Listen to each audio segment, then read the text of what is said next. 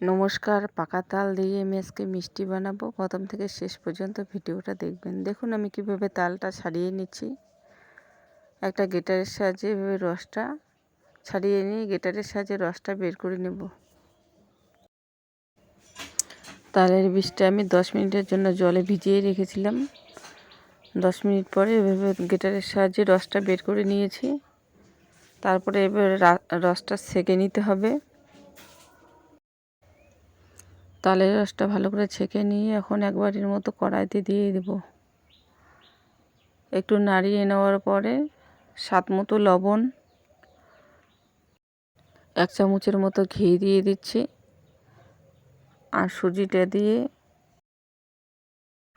অল্প অল্প করে সুজি দিয়ে নাড়াচাড়া করতে হবে। সুজি দিতে দিতে যখন ডোয়ের মতো হয়ে যাবে তখন দেওয়া বন্ধ করে দিয়ে নাড়তে থাকতে লাগবে। তারপরে নামিয়ে নিয়ে হালকা ঠান্ডা করে নিতে হবে। হালকা গরম থাকতেই অল্প অল্প করে গুঁড়ো দুধ দিয়ে ভালো করে মেখে নিয়ে একটা মসৃণ ডো বানিয়ে নিতে হবে। 1 চামচ ঘি দিয়ে আরও একটু মেখে নিতে হবে।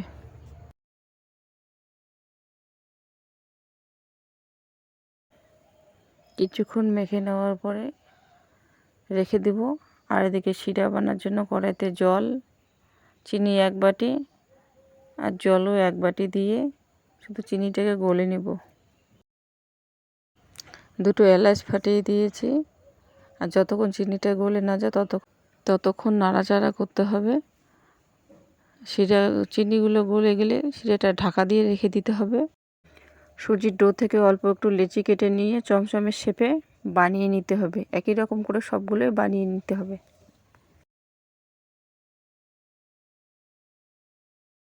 কড়াইতে আমি আগেই তেল বসিয়ে দিয়েছি।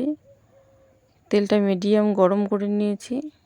মিডিয়াম গরম অবস্থায় দিতে হবে। মিডিয়াম অবস্থায় 2-3 মিনিট ভেজে নেওয়ার পরে চুলার আঁচটা বাড়িয়ে দিয়ে লাল করে ভেজে নিতে হবে। দেখুন আমার মিষ্টিগুলো ভাজা হয়ে গেছে। আমি গরম অবস্থায় শিরাতে দিয়ে দেব। শিরাতে দিয়ে 30 মিনিটের জন্য ঢাকা দিয়ে রেখে দিতে হবে। 30 মিনিট পরে মিষ্টিগুলো দেখো কত বড় বড় হয়ে গেছে। অবশ্যই বাড়িতে তাল দিয়ে মিষ্টির রেসিপি বানিয়ে খাবেন। ভালো লাগলে লাইক, শেয়ার, কমেন্ট করবেন। ততক্ষণ ভালো থাকবেন, সুস্থ থাকবেন।